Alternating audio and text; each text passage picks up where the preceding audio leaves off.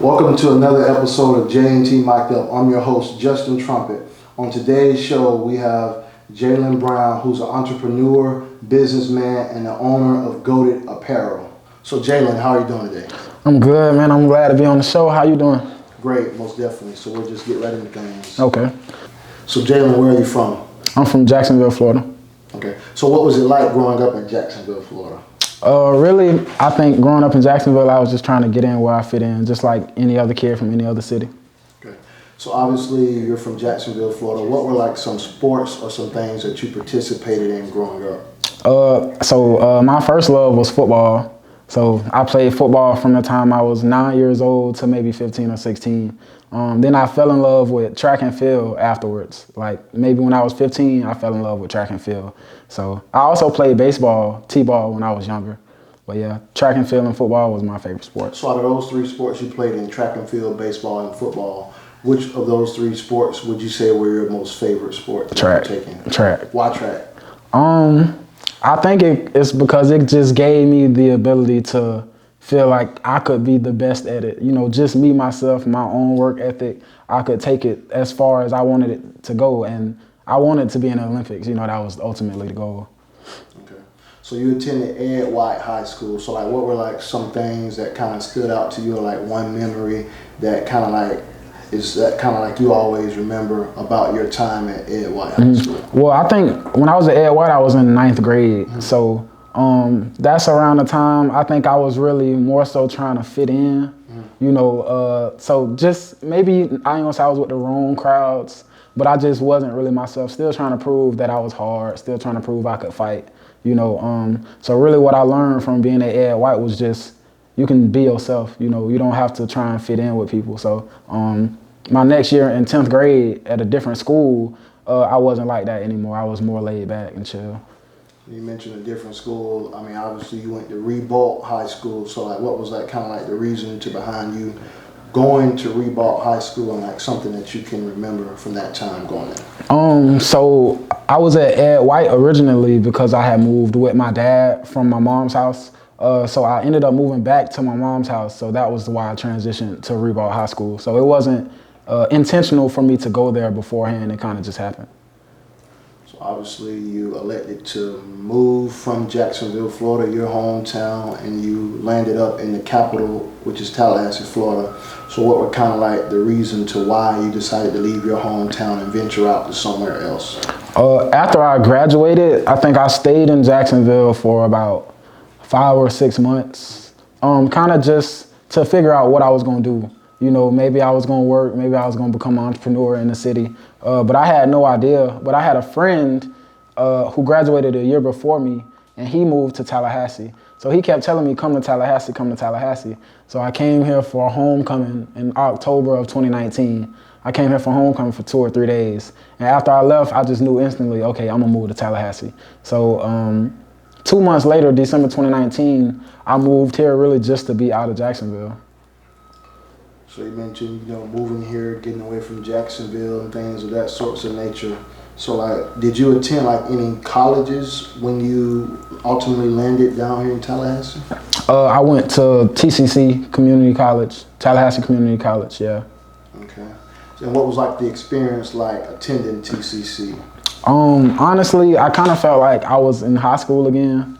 I was only in school for 3 months, the spring semester of 2020. That's it. And once COVID hit, I dropped out. Why, you mentioned you dropped out of college. I mean, like, for most people, that would be like a daunting, like, difficult task to like do. What was like one of the main reasons that ultimately led you to wanting to drop out of college?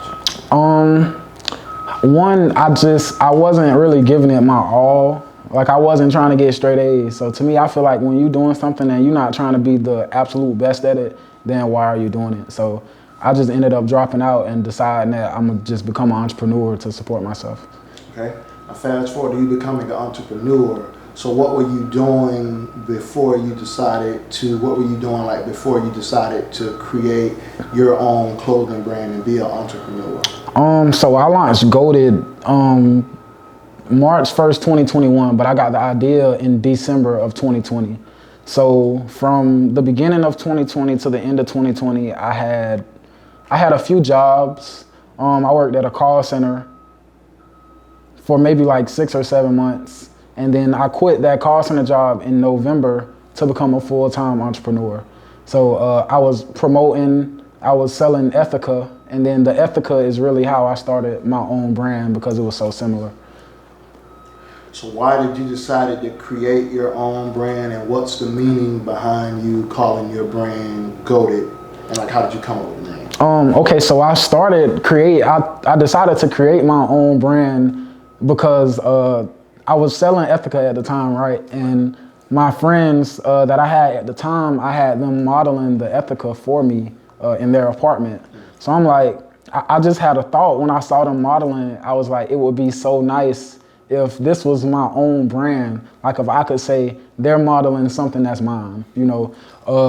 So after that, I knew I just needed a name. I was already getting people to buy the Ethica on Instagram. I'm posting it as it's my brand on Instagram. So I was like, it'll be a great idea. After that, I just needed my own name. So I called my homeboy, actually my cousin / my DJ at the time, because I was a promoter also. And he came over here so we could make logos. And the first name I had, it was so horrible. It was like ZJ or something like that. It was so dumb, but I wanted something that was gonna incorporate my name into it or something about me into it. So he made a few logos for that, and we initially decided, okay, that's not it. You know, that's not what's gonna hit. So I was like, okay, how about you just come back tomorrow and we could brainstorm more names and logos. So I had a dream and I just woke up and said Goated. And I text him Goated with the goat in the middle. And he was like, yeah, this might be it. And I'm like, yeah, that's it, Goated. So you mentioned you were a DJ promoter. Like, what led you to ultimately like wanting to kind of dabble into like being a DJ promoter, and how long did it last? And what ultimately led you to wanting to stop being a DJ promoter? Well, okay, so I wasn't like a DJ promoter. I had homeboys and we were promoting parties. We were promoting parties in Tallahassee. Okay. So say it's an event at a club, we will be one of the hosts as promoters. Okay. Like that. But we did that really because we knew we could make a little money from it, and we could also be known. I think that was the whole premise behind us becoming promoters. And I just did it because I didn't really want to be working to make all of my money. So I used it to pay my bills, really. It was a job for me. All right, Jaelyn, so you started your own clothing brand. Obviously, there's always going to be hurdles, obstacles that people are going to have to go through to ultimately get into where they want to go at. What I want to know is, what are like some struggles or like some roadblocks that you had to kind of maneuver around into ultimately getting your brand up and running off the ground? So the biggest hurdles I've probably had is probably just figuring out the direction that I want to take my brand. It's easy I've had success from day one.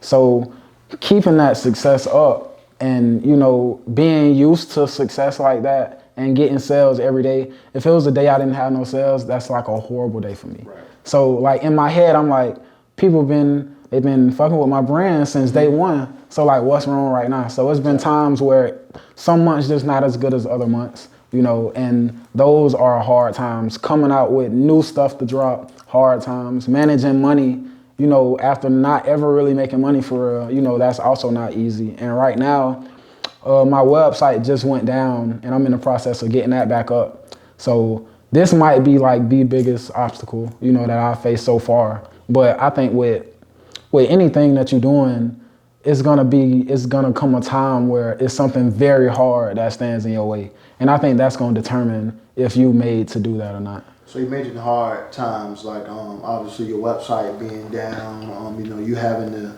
create new material to put out there and not really, having people, that are like coming back, getting the new material, supposed to buying the previous stuff that you dropped. What are like some things that you lean towards, like during these hard times, like to help you kind of forget about it, or like ease your mind from off of the hard times that you're going through? Honestly, I was smoking a lot, so I don't know if that helped too much or not. But really, I just try to keep in mind that I own a clothing brand, and what that means is that when you're the CEO, no matter what day of the year it is, you're still the owner of a clothing brand. Whether y'all doing great and you having the greatest month or whether it's the worst month, you still got to keep going. Whether you only have 5 orders or 100 orders one month, you still got to ship those 5 orders out. You still got to answer customer emails like you having a great month. You get what I'm saying? So just sometimes it take me a couple days to really buckle down and do what I need to do when stuff get hard. But ultimately, that's what I lean towards, is knowing that I'm doing this. I can see myself doing this for 10, 15, 20 years. So let's go to the creative. Let's go to the creative side of this. Mm-hmm. So how do you like come up with like the designs, the colors, like all the aesthetics that comes to designing a pair of pants, a pair of underwear, a shirt, or something like that? Like how do you come up with the design? So I'm not like super creative myself. So as you can see, like this was my very first photo shoot. It's just plain and simple. It's just goated on colors, and I like bright colors. I like bright stuff. To me, like that's fun and upbeat, So I was like, if I just put bright colors on this beautiful skin, like that's gonna get a lot of attention that it need to get. It's gonna pop, and that's what I liked. Well, that's what I needed. Okay.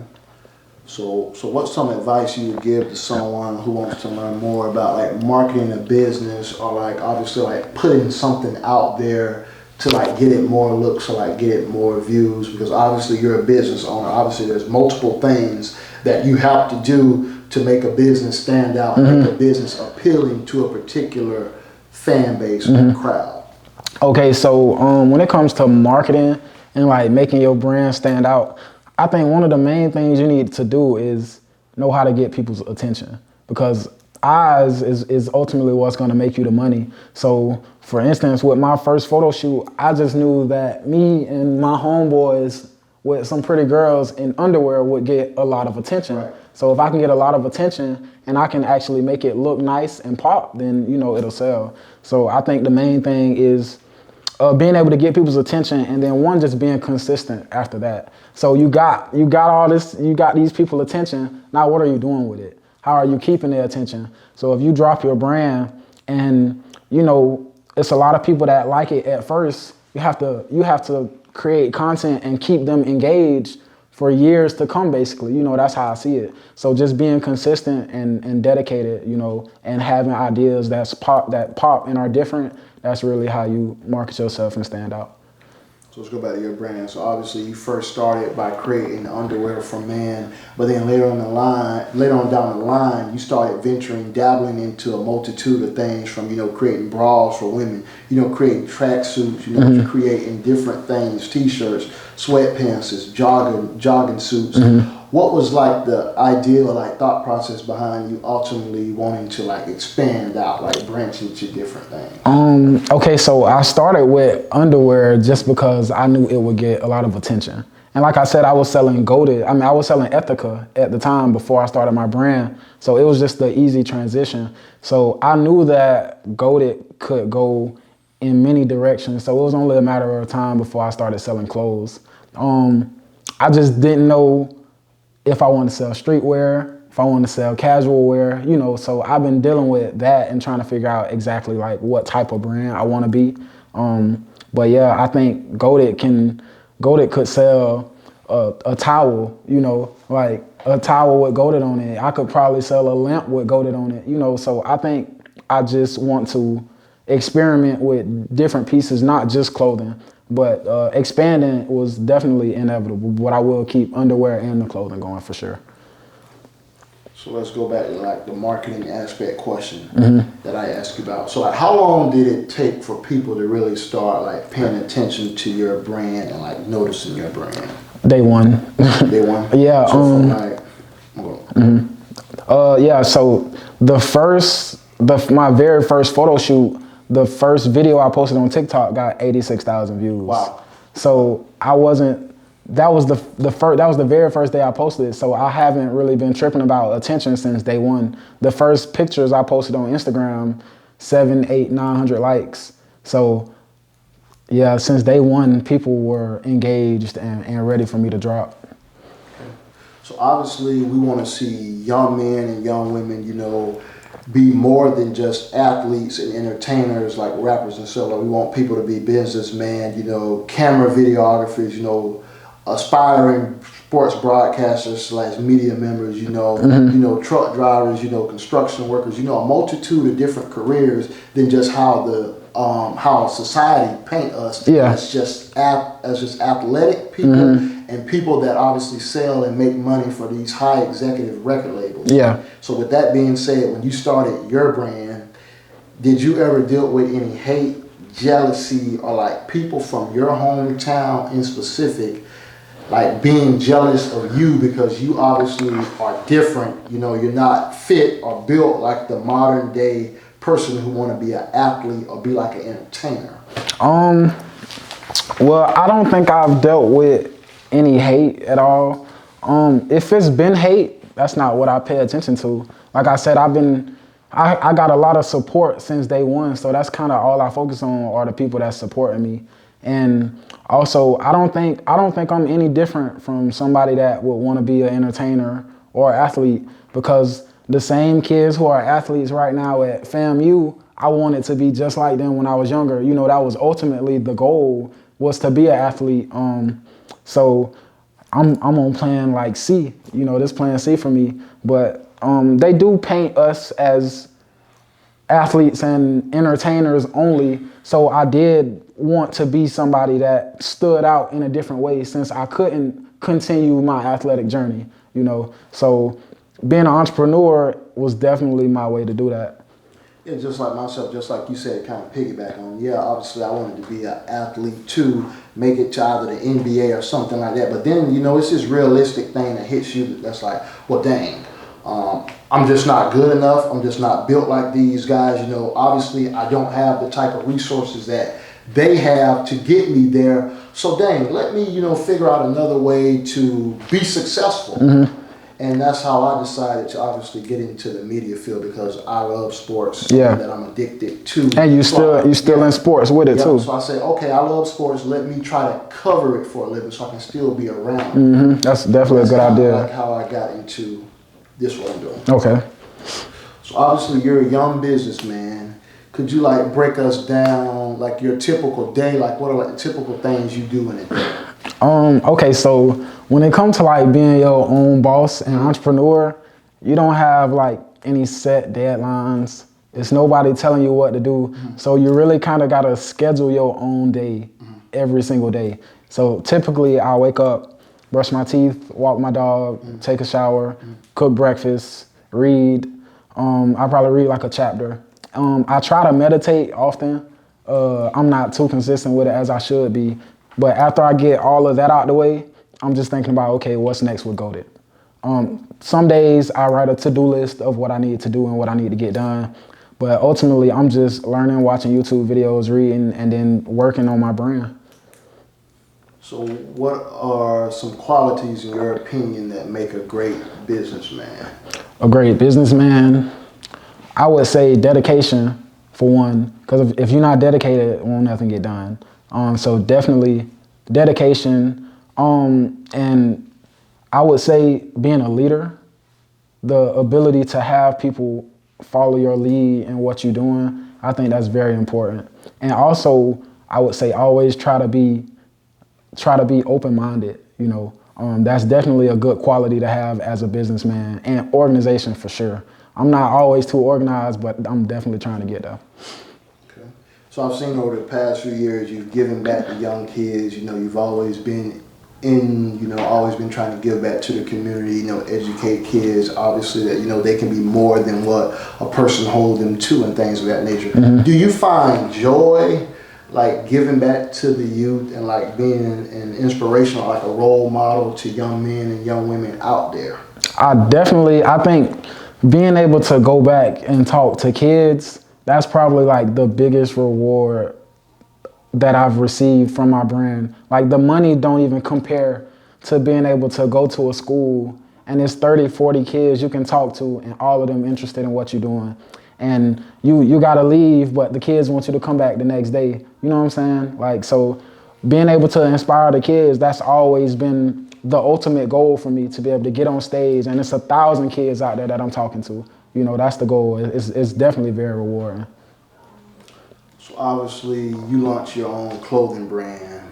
Obviously you've had hurdles and things of that nature that's transpired throughout the journey. Was there ever like a downtime or like a dark moment where you might have, second chance or second thought the notion of like, okay, I got my own clothing brand. Would it be as big or as successful as it is today sitting here? Like, was there ever like a time when you kind of like second chance it?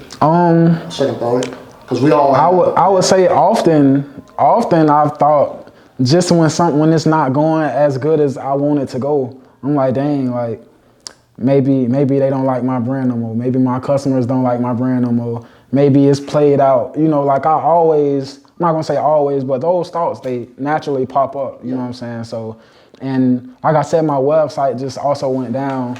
So dealing with that and getting that back up, that's a whole difficult process in its own. So I've thought, a couple times, like, is this really it? Is this really what I should be doing? But I always come back to my senses, and I'm like, the brand name is goated. Like, I'm not going anywhere. I'm gonna continue to show the world, why we goated. Exactly. So 5 years from now, where do you envision your business to be at? 5 years, bigger and better. I don't necessarily have like a distinct vision. Like I know some areas I want to go to, but I just think overall that I don't want to limit where my brand can go. Because like I said, like I think it can go in so many different directions. So I don't want to say in 5 years I'm gonna be here when I could probably be here in 5 years, so I'm really just trying to get better every day. So speaking of directions, like what are like some directions or like routes or like avenues that you want to kind of venture down, dabble down later on down the line? Okay, so I definitely want to get into like the sports arena because GOATed ultimately means the best, like that's the best of the best. If you GOATed, you are top notch. Yeah. So sports would be the perfect arena for that. But you don't only have to be GOATed in sports. I think you could be GOATed in anything that you want to do. Absolutely. So I really want to be able to have my brand showcase anybody that's GOATed in whatever they're doing. And I don't want it to be all about sports, or I don't want it to be all about music, or all about one specific thing. I just want to show that you can be GOATed in whatever. Exactly. Okay. So I've seen you read a lot of books. You post a lot of different books, a lot of different chapters, a lot of different lines that you read on books. So like, what are like some favorite books that you would recommend to some people to read that kind of like enhance their knowledge? My all-time favorite book is How to Win Friends and Influence People by Dale Carnegie. It more so just taught me how to act in certain situations when you're dealing with people, and how to come across as a nice, caring person that'll benefit them, because a lot of times you might come across somebody and if y'all might not have the best interaction. Exactly. And this taught me how when I'm interacting with people to always make it a nice interaction. So I don't think I've came across too many people where like we've spoken and it wasn't good, so it kind of taught me how to basically just act around people, kind of. Yeah, that's a great book to read, especially from like a networking aspect. Yeah, definitely. People putting yourself out there, because you never know who could know who later on down the line. And also, like Rich Dad, Poor Dad, of course. There's this book called Your Next 5 Moves by Patrick Bet David.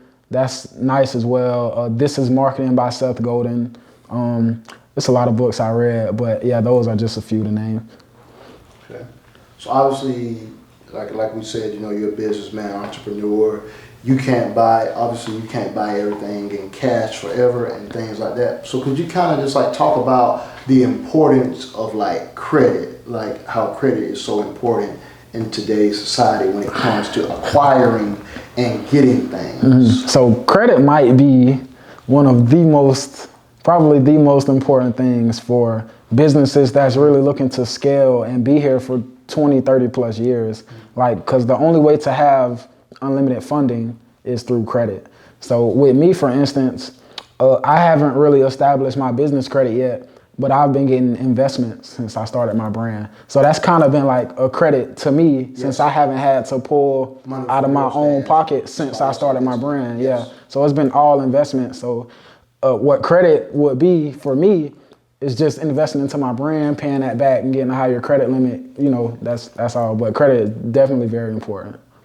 So you mentioned, you know, you had investments being, you know, so you mentioned, you know, you've gotten investments that people that have invested in your business and things that like that, so that you don't have to go in your personal money, your personal stash, and replenish and put back into your own brand. With that being said, from an investment perspective, would it be safe to say, I'm hypothetically speaking here now, that someday later on down the line, you wouldn't mind like dabbling on a show like Shark Tank, or, you know, being like sitting in like one of those chairs where, you know, people come up there and pitch their own you know, brands and things like that to you, and you're sitting there as a successful businessman, and you'd be like, oh, I like this idea, so let me, you know, throw you an offer. Oh, so you're asking if I would want to be like a shark? You asking about? Shark. Yeah, oh, that's an definitely. Show for entrepreneurs. I mean, I watch that show all the time. Well, I think I would probably be interested in it if they asked me to. Yeah. But not on my own. Just going and to say I'm gonna invest in all of these brands, because right now what I see myself doing for the next 20, 30 years, I'm the CEO of Goated. You know, so I'm not too much worried about anything else. I want to take this to the highest level possible, and I don't want too much in the way of that, you know. Okay, so let's play devil's advocate, because I'm part of the meeting and we ask difficult questions. Okay. So I'm gonna ask a tough follow-up question behind that. Okay, so you mentioned that you want to take your brand to the highest level possible. What happens when your brand is at the highest level possible and you reap all of the seeds and the blessings from your business? What's the next thing that you may want to dabble or venture upon in? I don't know if I don't know if I'm gonna reach the highest level possible for my brand in my lifetime. Think about Nike. It's been here for a long time. A very long time. I think I would probably retire from Goated. You know, after Goated, just investing and letting my money work for itself. Not really me having to do anything else. Like my ultimate goal in life though, I want to be an author. Like I would trade everything I have today to be a best-selling author right now. So eventually, with everything that I'm doing with Goated, I think it'll give me that avenue to be able to write my own books and tell my story. So, I mean, you got me with that response. So, like a New York Times best-selling author? Yeah, definitely. Like, I wanna write books. And like when I was younger, I wanted to go to school to be a journalist. But you gotta want to be in school. I don't want to be in school, so I don't want to be in school. So yeah, definitely. Yeah, someday down the line, I'll probably write a book too. That's the goal for real. So what's the hardest obstacle you faced as a person? Besides like as a person? Brand, like as a person, like in totality. I would say as a person, just knowing when to listen to people. Cause I don't really like to listen to what other people say. Mm-hmm. Like my mama always taught me, like, don't care what other people think, right? So I think sometimes I get that confused with don't listen to nobody at all. You get what I'm saying? Because ultimately that's what they think. So if, say, somebody trying to give me advice on something I should do, I might listen, but I might not take it at all because I would rather in that moment do what I feel like I should do. And if it goes bad, that's on me. You get what I'm saying? So just trying to know when I should take people advice. And also taking my own advice, because somebody could come to me and ask me something about a similar situation that I'm in, and I could probably tell them exactly what to do. But oftentimes, I'm in my head too much to take my own advice. So really just listening to people, not necessarily caring about what they say like emotionally, but just listening and trying to be open-minded that other people have, you know, good thoughts too and could benefit me as well. So I don't know if you're like a spiritual, like a high spiritual person like I am, or like a spiritual person like I am. But if you wouldn't mind, I'm gonna try to get you to elaborate on it a little bit. Okay. So like, what are like some things you would say that like some positive things or like some miracles or like some good things that God has kind of like done for you in your life that you wouldn't mind sharing with us? So I'm definitely probably not spiritual really, but if God has done anything for me, he's given me the ability to be me. And you know, what I have done so far is created something as special as this. So I try not to give all of that credit to me. Like that's definitely a lot of luck and just stuff that I was blessed with, you know, and that's some things that I couldn't control. So that's definitely God to me in that sense that has done all of this for me. So who's been the biggest inspiration in your life this far? I don't know who's been the biggest. I just think at times I might just look for inspiration in different places. But I think ultimately probably myself and what I know I'm capable of and what I've done in the past would probably be my biggest inspiration. But also seeing that I inspire other people inspires me the most to keep going, definitely. Okay. So if you could meet one entrepreneur right now in the world, who would it be and what question or what would you ask them? It would either be Gary Vee or this dude named Alex Hormanzi. And I'm not sure what I would ask them. I would probably just want to chill with them. You know, Gary Vee is one of the greatest entrepreneurs in the world right now. I mean, he invested in Twitter. Mm-hmm. He invested in, I think, Uber and a multitude of things. So Gary Vee's definitely and he I know his message, you know, so I feel like whatever I asked him, I can probably already know what he would tell me anyway. So in my head, if I got a question to ask Gary Vee, I'm just gonna figure out what I think he would tell me and then go do that. Okay. Well, Jaelyn, we'll just wrap this thing up, man. So the last question I want to ask you, what are like some words of wisdoms or like some advice you would tell young men and young women who may want to like venture out into being an entrepreneur or obviously being a high school graduate or being, you know, just like this significant, preeminent figure in today's society that cultivates and that's reciprocal to the average young men or young women out there? That was a mouthful for sure.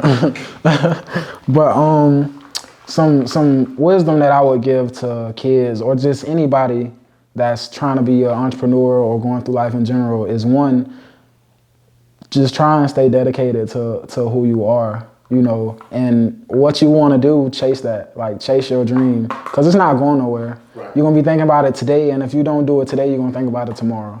And if you don't do it this year, you're going to think about it next year. So definitely chase your dream and just educate yourself, you know, whether that's school, whether that's reading, whether that's YouTube, learn something and continue to learn and be a student. Well said, my man. Appreciate it. Thank you for, you know, allowing us to come in your home and shoot this candid interview with you about your journey, your clothing brand, and you know everything that you're obviously getting into and that you have going for yourself with this great clothing brand. Appreciate that you have established for yourself. Thank you. Wish you all the best of luck later on down the line. Thank you. I really appreciate it, man. It was nice, like you wanting to actually interview me. You know, it's my very first interview, so I really appreciate it. Yeah, most definitely, man. Like I said, that's what it's all about. At the end of the day, we interviewing people that have compelling, captivating stories that are transferable and are reciprocated to our people. Mm-hmm. You know, like I said, we always want to, you know, like I said, we want to display a multitude of things, not just athletes, not just entertainers. We want to show businessmen like yourself. Definitely. We want to show people that obviously want to dabble in the media field like myself. And obviously, you know, talk to videographers and, you know, anyone that has a compelling, captivating story that's inspiring to young men and young women. Definitely that's what it's all about, you know? I definitely have a lot of people that would be interested in being interviewed for sure. But yeah, I definitely appreciate you coming today. Most definitely, man. So, I got a question for you. Yeah. I'm going to trade spots real quick, Justin. Just one. Only one. Sorry, buddy. You know, you asked this to Camille. He couldn't give an answer, but I think you will give a real good answer. Okay. You had to, what's it called? Switch spots real quick, Justin. So the camera can see me. All right, look. So, if you had to give one piece of advice to your younger self before any of this, what would it have been? You're gonna be successful. But that's the advice you give, or that's what you? I would tell myself to not rush and to just chill and take it day by day. Like, if you're gonna be a millionaire, you're gonna be a millionaire. Whether that's today, whether that's in 20, 30 years. So just take the steps that you're supposed to take. You know, don't be in your head too much. Doing what you want to do, you got to do what you have to do first to be able to do what you want to do. So just don't rush. Take your time. You know, you're gonna be all right. All right. Any more? No, I'm good. I appreciate you. All right, guys. It's been NRB Visions with Justin. We appreciate you, bro. Go to the Peril. Yes, sir. That's a wrap. DM. Peace out, y'all. That was nice.